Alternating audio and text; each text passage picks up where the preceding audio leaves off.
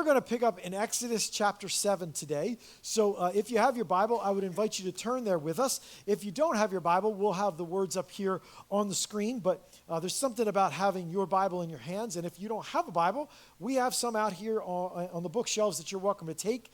Write your name in and make them yours. We would love for you to go home today with a copy of the Bible if you would like to. So Exodus chapter 7. Today we're kind of starting the plagues. And so today we're talking about the bloody water, the first plague. As I was getting ready for this morning, I was working on my laptop this week. I don't know if this is something that all of you have experienced, if this is something that happens regularly to you, but this happens regularly to me because my laptop is a little old. And so as I'm typing along, as I'm pouring out all these amazing thoughts that really are not that amazing onto this, laptop, a little blue box comes up that says, your battery is running low. This happened to you? So I'm in the middle of a really profound thought of some sort, so I can't afford, to just stop and plug in or anything like that. So I do what all of us do. I click OK. And the thing goes away, right? Now, before I've made this mistake of then getting lost in all of what I'm thinking and doing and typing. And so 3 minutes later, or however long it is, but it feels like it's 30 seconds later, but 3 minutes later or whatever, all of a sudden what happens? And all of the thoughts that I have had that I'm pouring onto this page are gone forever, right?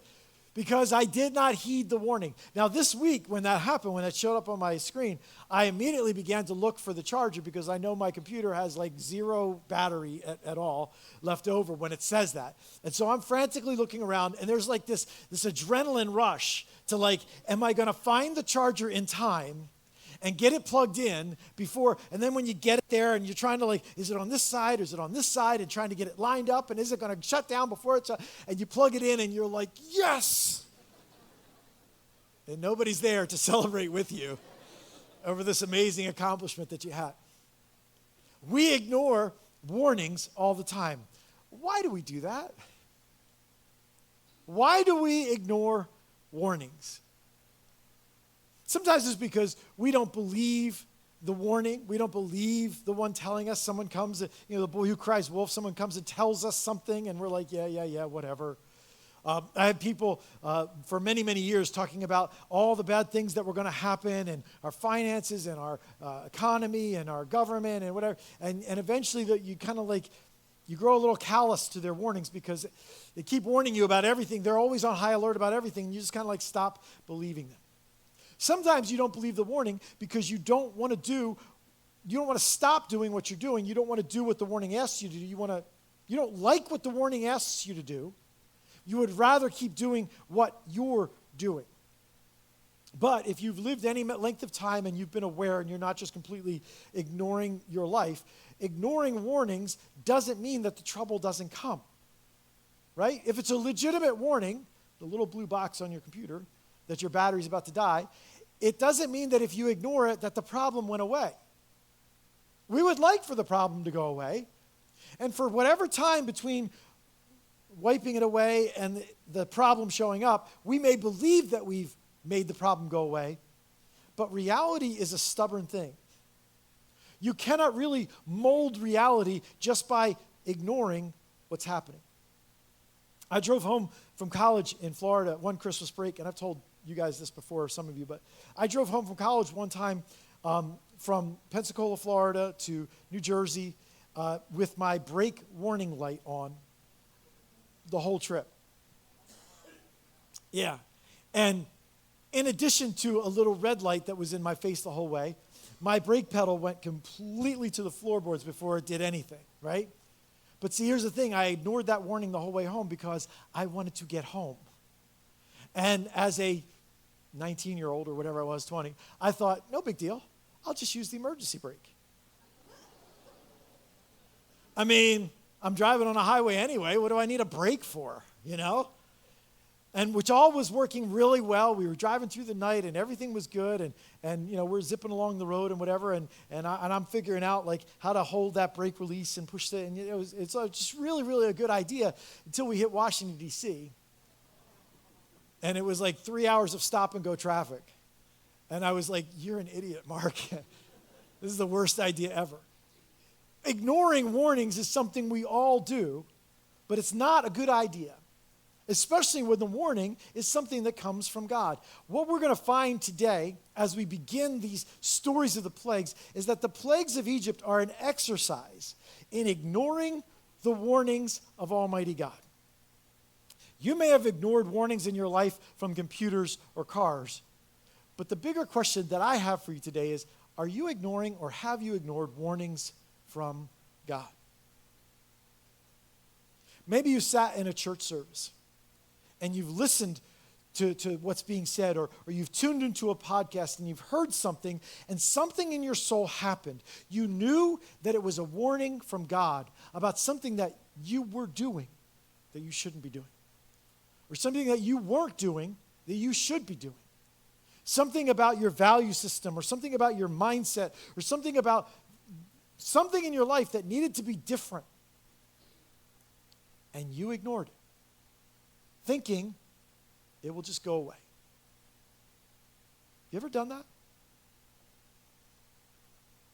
Maybe you just stopped listening in church because every time you come to church, you hear this stuff from God and you're like, I'm not going to do anything about it anyway. So why should I listen if I'm not going to do anything about it? Something that God is after you about, something that needs to change, maybe some danger that's coming if you ignore what's being said, but you ignore it anyway. Matter of fact, you look at your life and you're like, why is my life just continuously cycling through rough waters? And God, in His goodness, in His grace, somehow shows you why, and it's something about what you're doing. Something about how you're thinking, about how you're looking at it, and the lights go on for a second, and then you're like, nah. That would mean I would have to give up too much. That would mean I'd have to change too much. That would mean I'd have to let a dream die. I would have to let a vision die of something that I want, of something that I think, of something I think I'm right about, and I'm not willing to do that, so I just ignore it. I just push it away. Pharaoh does that in the plagues of Egypt. He ignores God's warning, and he ignores it because he chooses to believe that there's no real danger, that the God of Israel can do no real damage. I mean, after all, he is the Pharaoh of Egypt. He is somebody. He is big and powerful. He is a God. And so this God of Israel, this God of the slaves, what kind of a God is a God of slaves? Clearly, their God is inferior to me because I am over his people. I don't need to listen to him. And so God, in the plagues, begins to warn Pharaoh, to reveal himself to Pharaoh and to Egypt, one after another. In this first one, the turning of the Nile into blood is a great example of God warning him. And a very strong pattern begins to emerge of how Pharaoh and Egypt react to God's warning. So read along with me in Exodus chapter 7, verses 14 to 18. We'll start with God declaring this plague. So verse 14, then the Lord said to Moses, Pharaoh's heart is unyielding. He refuses to let the people go. Go to Pharaoh in the morning as he goes out to the river. Confront him on the bank of the Nile. Take in your hand the staff that was changed into a snake. Then say to him, the Lord, the God of the Hebrews, has sent me to say to you, let my people go, so that they may worship me in the wilderness. But until now, you have not listened. And this is what the Lord says. By this you will know that I am the Lord. With the staff that is in my hand, I will strike the water of the Nile, and it will be changed into blood. The fish in the Nile will die, and the river will stink, and the Egyptians will not be able to drink its water. So God sends Moses and Aaron back to Pharaoh. Special note before we kind of dive into all the details of the story. The word blood in Hebrew is both the designation for blood, what we think of as blood, but it's also the name of a color. It's also used as the name of a color. And so just because God says the river will turn into blood does not necessarily mean it was literal human or animal blood. It may well have been just a bloody color or a red color in the river. That's not a huge deal because all that he says about it still is exactly the truth. Whatever he changed the water into, he changed it from this normally fresh and useful water into something that stunk and something that could not be used for drinking or even washing and other normal tasks. It was something that changed the water from what it was, a life-giving source, into something that was not. Also, I want to say this. We don't read this week. We'll read this next week. But this plague that God brings on Egypt lasts for about a week. It lasts for about 7 days. Think about this. It lasts for about 7 days. It gives us a sense of how God let this sign sit in front of them for 7 days. This unavoidable, everyday, day in, day out sign just sit in front of Egypt in real life for a while. Sometimes people are like, I don't know what God's doing. I don't know if I missed it. If God would let a river stink for 7 days so Egypt couldn't miss it. That's why I say, God's not just going to show you his will like a flash, like a subliminal message. Like, oh, I blinked. I didn't see it. Oh, no, now my life is ruined. This is not the God we serve, folks. Right? And when God is warning us, he is not just going to flash it in front of us and then take it away and say, well, you missed it. I tried to give it to you. He is going to leave it sit in front of you for a while. Right? And every one of these plagues that show up are unavoidable warnings. And so I'm just going to, experientially, I'm just going to say to you, for this week, every time this week that you use water for a week, think about a whole week where this water I couldn't use, whether you drink it or you're taking a shower or running the faucet to wash dishes, whatever. Think about, for a whole week, their water was unusable. Think about how long that is over the course of this week as you use water this week. All right, so let's dive into the details. God shows up and says to Moses, go to Pharaoh. First off, he says, Pharaoh's heart is unyielding. He refuses to let the people go. We've seen that this is a discouragement for Moses, that Pharaoh will not move. His heart is hard. And it's not a surprise to God. God said this before Moses ever even went back to Egypt, but it is a cause for discouragement in Moses. So God reminds Moses, hey, listen, this is what's going to happen, and it's okay. It's all working out. It's all a part of my plan. But last week we tried to dig into this idea. The journey that we have with following God does not mean that everything will fall into place, everyone will like what's going on, and everyone will respond to what I'm trying to do. That doesn't necessarily mean I should give up doing what I'm supposed to do. It means I have to tune in to follow the Lord and not worry about the response of people. And that's hard, isn't it? When you're trying to do something to have an effect or make a change, when you're trying to be faithful to the Lord so that people will respond and they don't, that's hard. It's really hard when you try to serve people and then they think bad things about you.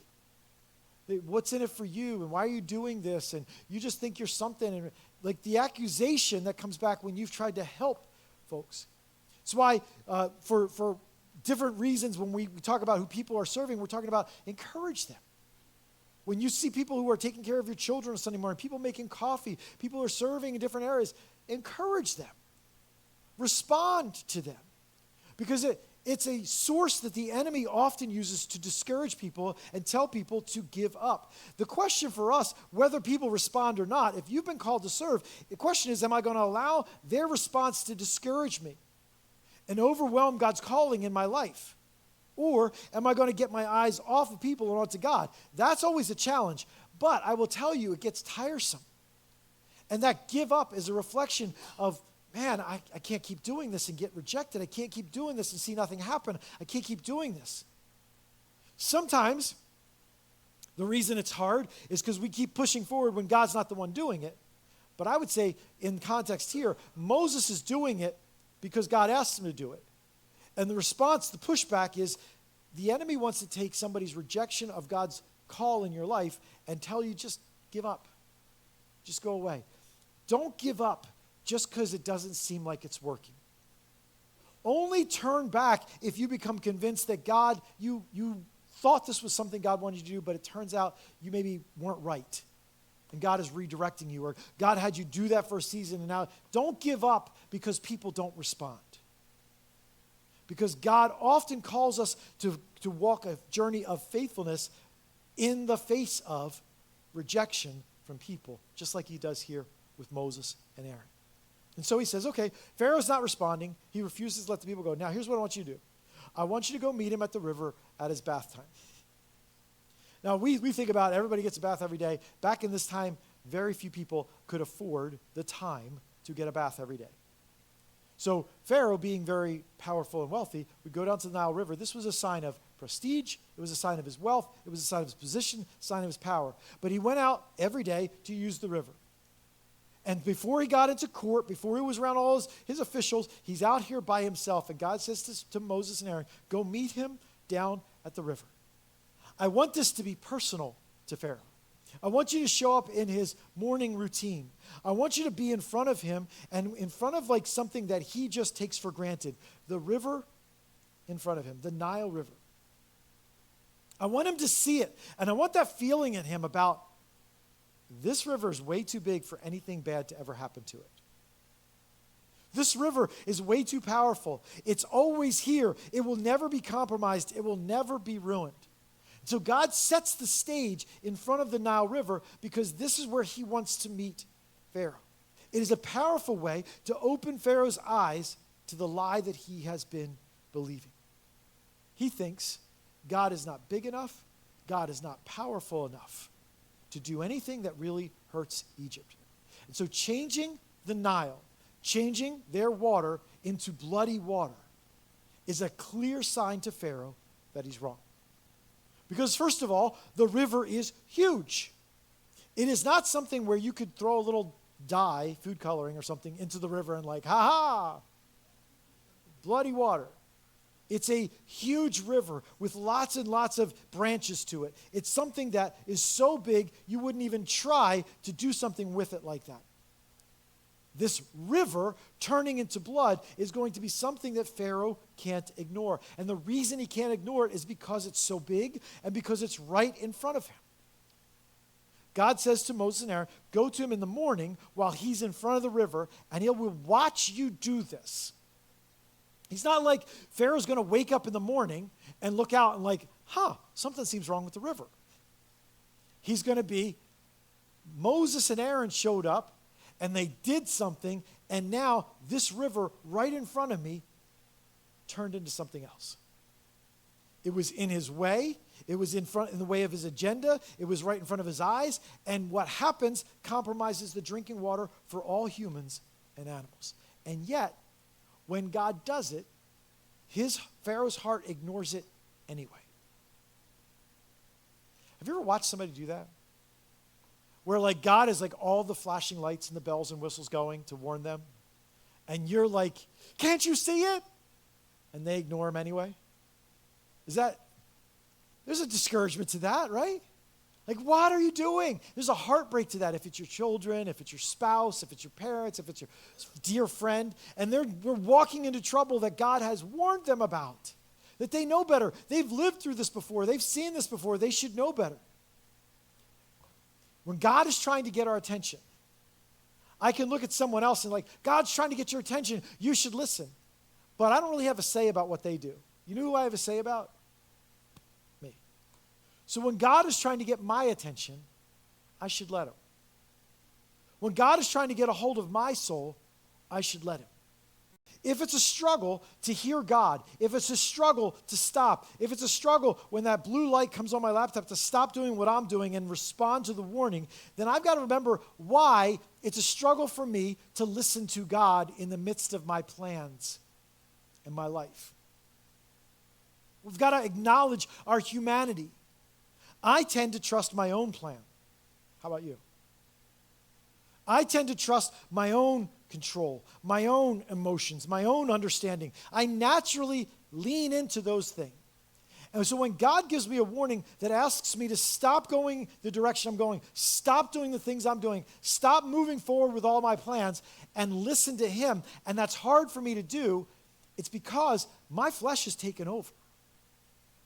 My ideas have taken over. And so when God does that, a lot of times it's not so much that I'm on a wrong path, it's I'm in a wrong mindset. I'm living from the wrong place. And because of that, I need to stop. I need to stop so I can listen to him. God does this to the Nile River because it's big. And God is going to show how much power he has. He says, I will strike the Nile. And it doesn't mean necessarily I'm going to hit it with my stick necessarily, but I am going to do damage to the Nile River. This thing that is the greatest resource of Egypt, the foundation of the civilization of Egypt, God is going to bring damage to that river. It's important for us to know the Egyptians worshiped the river. It was life-giving to them. When it overflowed its banks and made all the ground around it, seeped with all kinds of minerals and nutrients and whatever, and then went back to its banks, and that land was so suitable for farming and rich harvests and things like that, all of that, it was the provider of their lives. And so God, the Egyptians see this whole confrontation with God as a battle between the God of the Israelites, the God of the slaves, and the God of the Egyptians, the most powerful, or one of the most powerful nations in the world. This is the battle. And so God says, okay, if it's a battle between gods, let's start with your river. Let's see if your river is greater than me or if I'm greater than your river. So he uses that to say to them, I am the true and living God. And this river that is life-giving to you, I am going to turn it into death. It's going to be filled with dead fish. Why? Because I am the true God, not your river. So God brings death to this life-giving thing. And by the way, connecting to our story back at the beginning of Exodus, isn't this the river that the Egyptians used or the Pharaoh used to try to bring death to the Israelites? So God says, now, you did that back then. You weren't successful because they kept multiplying, right? But now I'm going to show you who's really in charge of the river. He creates a struggle for life itself from something that they never thought would be gone. God takes away from them something they never thought that they would lose.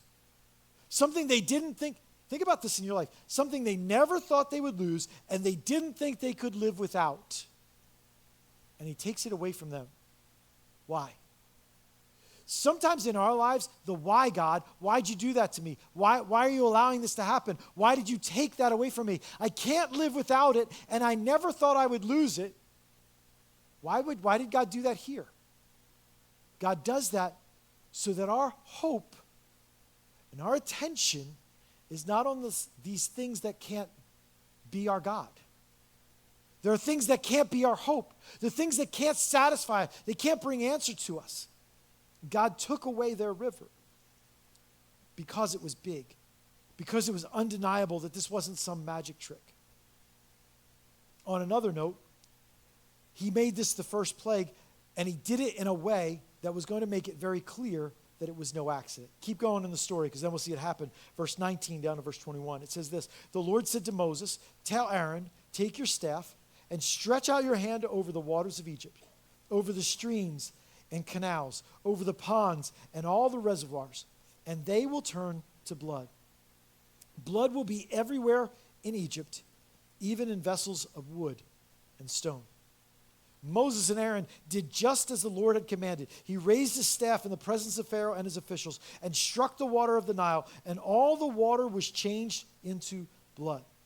The fish in the Nile died. The river smelled so bad that the Egyptians could not drink its water. Blood was everywhere in Egypt. So it happens exactly as God said. But God wanted to make sure that the Egyptians knew that this was no accident, that this was not just the normal thing that happened. The truth is, the Nile often turned red. It was a subtle thing that happened for a number of different reasons, for a number of different minerals or whatever. Many people who make commentary about the Bible here say, well, this was just a natural occurrence of the normal thing where the Nile turned red or a little reddish for a little while, and it just happened at an opportune time. But as you read the story, that's not what happened. as you read the story, it was something that God did and kind of went to great lengths to make sure it couldn't just be that always happens. Because it doesn't just happen to the Nile, it happens to all the water, all the bodies of water in Egypt. Did you see that? It was like, stretch your hand over the streams and the canals and the ponds and the reservoirs, and blood will be everywhere, even in vessels of wood and stone. All of the standing water in Egypt turns to blood. Not just the river or part of the river gets a little reddish. God kind of wipes away this idea that, it's just something that happened. It just happened to happen at the right time. Instead, God makes it clear that this was no accident, that this is intentional, and that God is the one doing it. All the different bodies of water and even the containers were miraculously changed from fresh water into this bloody water. Specifically going beyond the water in just the Nile or waters in natural reservoirs. This was a miracle that God did in such a way that no Egyptian could think, I wonder why that happened. They all were very clear this happened because Moses and Aaron did it. Moses' staff, or Aaron's staff, is stretched out over it. It's very clear that it happens because Moses and Aaron go around and do this in front of the Egyptians. There is no confusion. There is no cloudiness. And I often talk about this in God's will, that God is a God who works in clarity. God is not a God who works in cloudiness and confusion. He is a God who works in clarity. Specifically, God's commands are clear. He says, let my people go, or Egypt will suffer. And if that doesn't seem possible to you, I'm going to show you. I'm going to do it in a way where you know this is what I said is exactly coming true. Christians, all I'm saying to us is, we can look at the world that continually rejects the warnings of God and we can say, what's wrong with you? I'm not responsible for them. I'm responsible for us. And so I don't want to be hypocritical and say, you guys should listen to God. I want to say, do we listen to God? How many times have there been clear instructions from God that we ignore? How many believers, just in a simple way, and this is not something that's like the main point, but this is just an application. How many believers ignore God's command to get together faithfully at church? The world, of course, rejects God's commands. They're not following him. But we say we are. And God gives us instructions. He tells us to do certain things. He tells us to value certain things. He tells us to live certain ways. And we just blow it off? Well, I got stuff to do. I got places to go. See, the concern here for us to learn from is not look at Pharaoh and that evil world and God's going to get them. That's where we get really wrecked as a church, when we take that attitude towards the world. When we're on point is when we say, look at what God did for even people that were ignoring him to make it clear to them. And if we as God's people do the same thing, how could we possibly do that?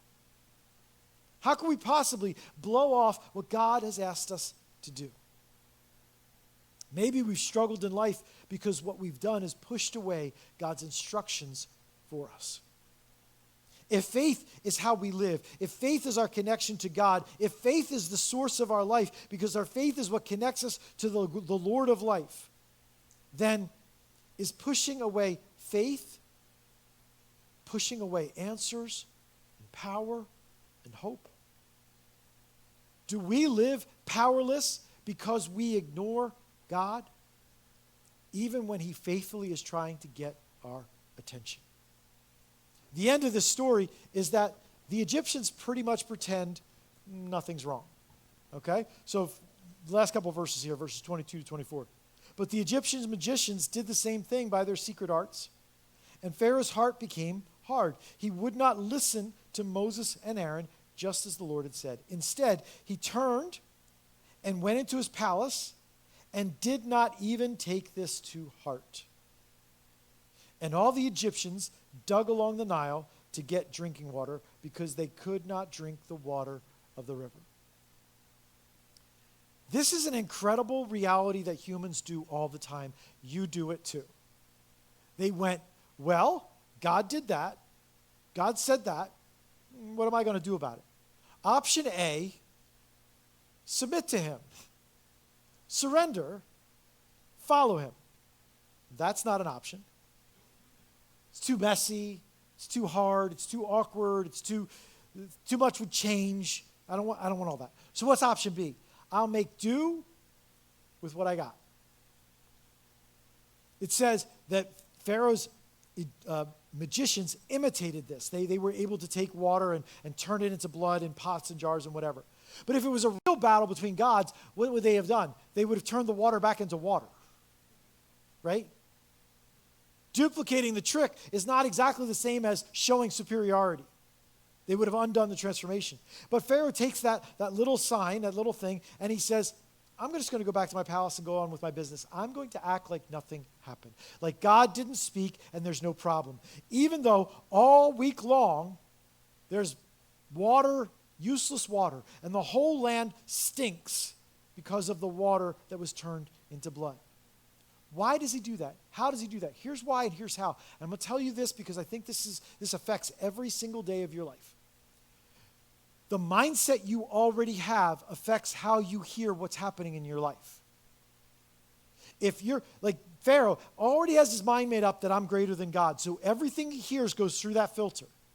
I don't have to listen to God. I'm bigger than God. God can't stop me. That's his mindset. And regardless of these plagues, one after the other that come, he stays in that mindset. And even when he loses his grip on it for a little while, some of the bigger plagues at the end, he's like, oh, please stop. But he comes back to it because it's his decided mindset.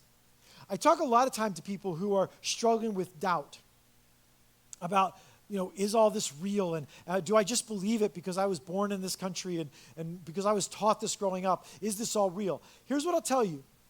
If you have faith in your doubts and have doubts with your faith, then you will go where that path takes you.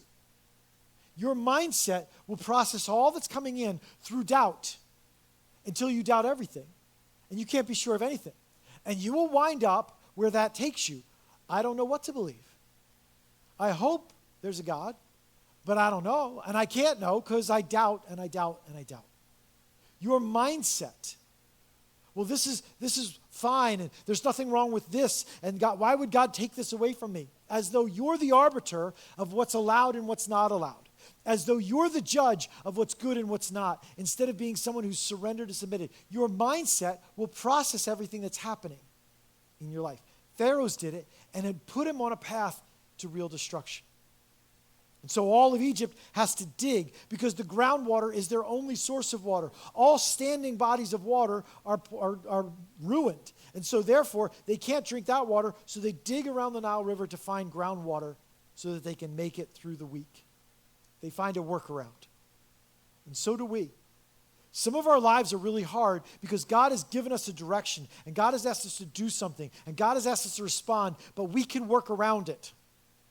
So we ignore it. And we muddle by digging all the time for groundwater instead of asking God, well, God, why did you turn the river to blood? Why are you forcing me to respond? What is it that I need to do? If there's some way that we can adapt to this new reality, then I guess I don't need to listen to God's message, except you do. It is a devastating path, and it is what I want to warn you about today. If there is someone you need to apologize to, do it. If there's the Bible's very clear about forgiveness, isn't it? The Bible's very clear that we are called to forgive. If there's someone you need to forgive, forgive them. If there's something you need to do that God has made clear to you to do, stop putting it off. Let's get serious. If there's something you need to stop because it's not God's direction and instruction in your life, stop it. I don't care if you're old or young. I don't really care if you're married or single. I don't care what conditions are going on in your life. If the Spirit of God is spoken to you about something, submit to God. Learn the lesson Pharaoh did not learn. People of God, we cannot wag our fingers at the Egyptians without taking this lesson to heart. And that's what I'm asking you to do today. Because this plague really is a warning shot. Really powerfully a warning shot. Because this plague ends up in death, not the death of people, but the death of the sea life. And that death touches every household in Egypt. Because a lot of their food supply comes from the river. And so the death of the food supply in the river makes it hard for Egypt to eat. It touches every household in Egypt. And bloody water, I can't help but think about the end of all of this, where there's an army of Egypt that goes into water and is destroyed. It's a harbinger. It's a shot across the bow. It's a telltale. This is what's coming. It's a hint at what God is about to do. And God warned Egypt, and God showed Israel his warning, because Egypt didn't have to end up where they did. Pharaoh didn't have to end up where he did. And you don't have to end up where ignoring God's warning will take you. But you have to stop pushing him aside. What I'm saying today is, if God is after you, listen to him. Listen to him. And here's how I want to close today. I want to give us a minute to have a conversation with God before we walk out the doors. And I want to read you a couple of verses from Psalm 139 as a prayer. And this prayer, if you will embrace it, is a prayer that says, God, I'm opening up to you. I want to hear what you think about what's going on in my life. Show me where things need to be different. Show me where things need to change. And I will listen to you. So I'm going to ask you to bow your head, close your eyes. I'm going to read this psalm, then we're going to just be quiet for a few seconds so that you can have this conversation with God. And if this is you, as I read this psalm, this can be the prayer of your heart. These are the words of David. It says, search me, God. Know my heart. Test me and know my anxious thoughts.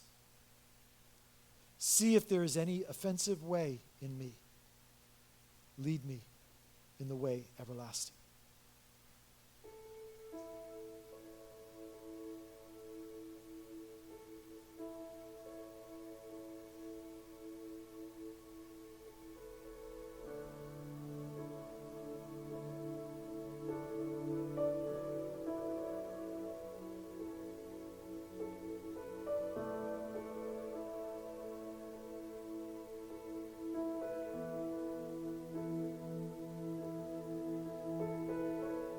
Father, many souls have cried out to you in this moment, maybe opening up in a way they haven't been open before.